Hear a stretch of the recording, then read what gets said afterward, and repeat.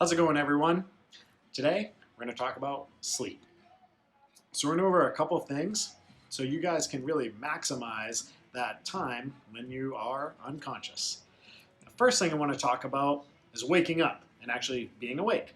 We've talked about this in the past on a couple different things, whether it was a podcast or a few of the other videos. But there is something that I want you guys to be aware of. It's called sleep inertia. And basically, when we sleep, our body wants to sleep in 4-hour chunks. So 4-hour block, 4-hour block, that gets us our 8 hours. If I wake up and get up and go on with my day, I'm all set. But what happens after the 2 4-hour blocks is our body switches to 1-hour chunks.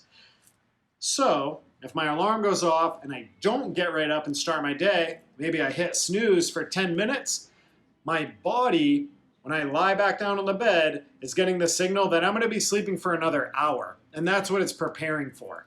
So we're going to release some chemicals internally to help aid that.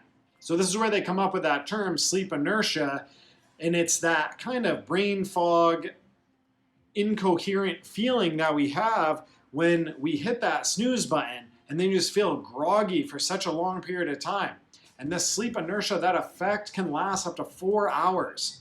So I'm telling you and I'm imploring you not to hit snooze. That 10 minutes extra of sleep is never going to be the difference in the day where you feel way better.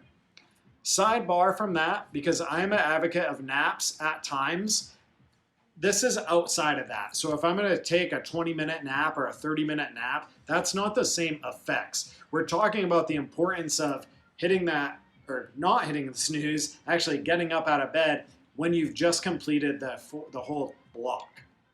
So really urge you guys not to hit snooze when your alarm first goes off in the morning. That's going to help us more than what we're going to talk about, which is when we're getting ready to go to bed. The reason I bring this up is if you wake up and you're dragging through the whole day, one of two things typically happens. As soon as you get home, you go right to bed super early, and then that throws off the rest of your week because you sleep way too long. That's a mess. Or personally, what ends up happening is it's tougher through the day because you maybe didn't get as much sleep, but then you're pretty awake by the time you get home and you could sleep. So now you just want to enjoy being awake and finally feeling like you have that mental function. You end up staying up late. So, first step, please don't hit the snooze. Just get up. So the second thing we're going to talk about is before you go to bed, what can we do to maximize that? Well, the very first thing is really making sure we're going to bed with a clear mind, because we don't want to carry over any issues from today into tomorrow. So there's a few different ways that we can go about this. If you want to write things down and journal, that's one way, meaning right before bed, just kind of jotting down any thoughts, anything that maybe you've been ruminating on or a problem that you can't solve. And sometimes it can be as simple as, I'm not going to think about this anymore. Tomorrow, after a good night's rest, I will pick this back up and solve the problem. It can be as simple as that. It doesn't mean you have to solve it, but you're just verbalizing that I'm done working on this right now. I'm going to sleep and rest, and we can come back to this. I had mentioned previously there's a book called My Miracle Morning by Hal Elrod. He actually has a full script that he reads before bed where it's essentially letting yourself know, I'm going to get X amount of sleep, which is plenty. That's more than enough. I'm going to wake up rested and ready to take on my day. And then from there, you could really add in specifics for you. What I do personally is right before bed is try to think about how the day unfolded, and I'm letting go of anything that wasn't great, didn't work out well. And as I'm kind of letting that go, I'll simply tell myself, I'm going to go to bed. I'm going to get whatever hours of sleep. I will say the actual amount, and that's plenty of sleep. As soon as my alarm goes off in the morning, I'll be waking up fully rested and ready to take on my day. It's as simple as that.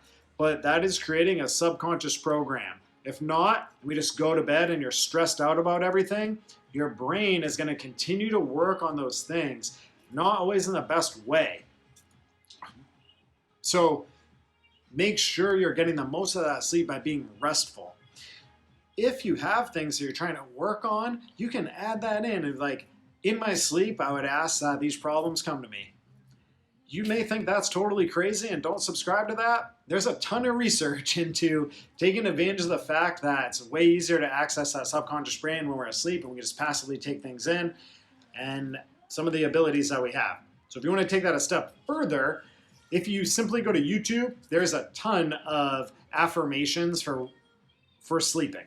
So you can put in particular things that you really want to try to accomplish and play that while you sleep.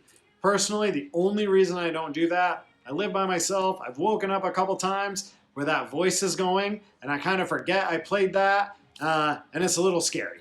But I use brain.fm and I listen to the binaural beats when I sleep. But I still go through that kind of pre-bed routine of stating how long I'm going to sleep, then I'm going to get a restful sleep, I'm going to wake up ready to take on the day and excited for the day. This is a great way to create continuity between your days rather than feeling like I was alive for this part and then I woke up and there's no carryover. So this helps us carry over the good things, not the bad stuff. So I hope you guys use this tip, you get better sleep. Please let me know if you have any questions or you have a particular thing that you're trying to accomplish or just a particular reason that you have a hard time sleeping. Let me know. I'll see you guys tomorrow.